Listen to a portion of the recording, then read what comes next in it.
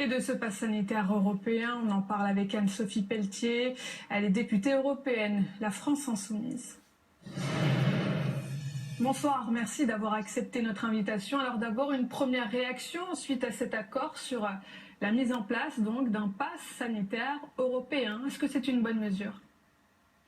Alors vous savez, nous avions été entendus au niveau du Parlement européen quand on nous a demandé de voter sur ce qui s'appelait le certificat vert numérique. Personnellement, j'avais déjà voté contre.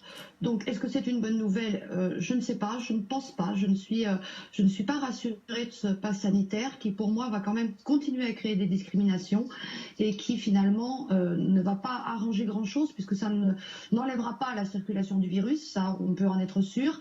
Et puis ça va créera des discriminations parce que je vous rappelle que les États membres restent souverains dans leur politique de santé publique et donc les États membres pourront faire ce qu'ils veulent. Alors vous dites que cette mesure pourrait être discriminatoire, expliquez-nous pourquoi. Même si la Commission propose de mettre un budget pour les tests PCR gratuits dans de nombreux États membres, eh bien écoutez, malgré tout, aujourd'hui il peut être discriminant dans le sens où tout le monde ne peut pas être vacciné, donc ça c'est une première chose, nous avons une pénurie de vaccins, c'est une première chose, et les tests PCR. Imaginez que les États membres, puisque c'est dit dans votre reportage, rajoutent des conditions de circulation dans leurs États par besoin. Eh bien, dans ce cas-là, les gens vont être obligés de faire des tests PCR tous les 3 jours, par exemple, en France. Ils vont se faire gratouiller le nez tous les 3 jours parce qu'ils ne pourront pas être vaccinés ou ils n'auront pas d'immunisation. Donc ça, c'est de la discrimination. C'est une forme de discrimination. Alors, qu'est-ce que vous proposez, vous, au sein de la France insoumise, pour bien sortir la tête de l'eau de cette crise sanitaire ? Ce n'est pas déjà une avancée, ce pass sanitaire ? Je suis une soignante. Et vous savez, en tant que soignante, quand il y a des épidémies, nous avions des protocoles sanitaires qui s'appellent des gestes barrières.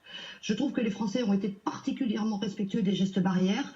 Et aujourd'hui, il faut quand même bien se rendre compte que le pass sanitaire que l'on veut nous imposer en France est le petit frère, finalement, du certificat vert numérique. Alors, qu'est-ce qu'on aurait pu proposer ?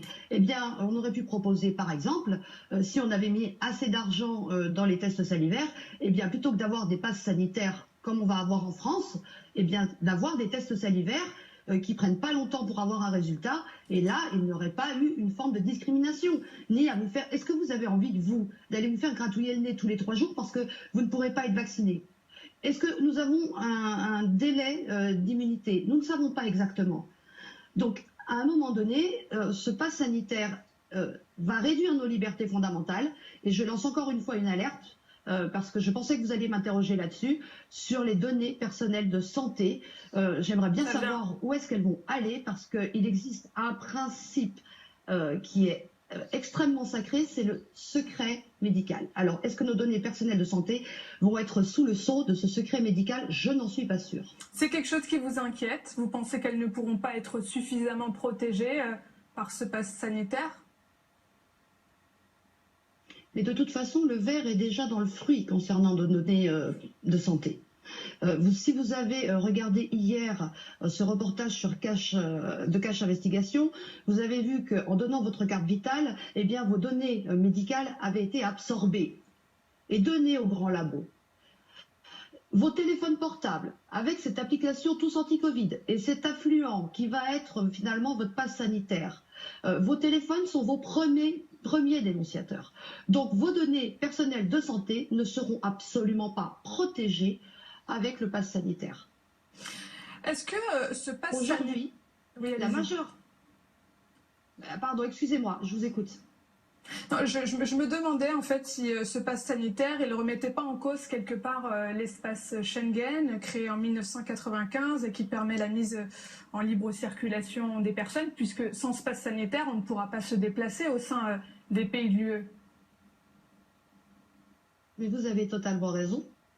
Et moi, je trouve ça très amusant. On essaye de lui coller des jolis mots comme passe sanitaire ou certificat vert numérique, alors qu'en fait, ça va finir par devenir un passeport vaccinal.